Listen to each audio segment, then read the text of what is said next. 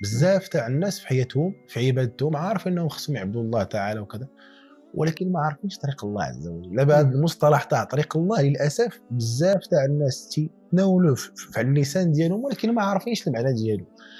فعلا راه كاينه واحد الطريق، فاش كنقول لك طريق راه عندها المعالم ديالها، نعم عندها الاحداثيات ديالها، نعم عندها القوانين ديالها.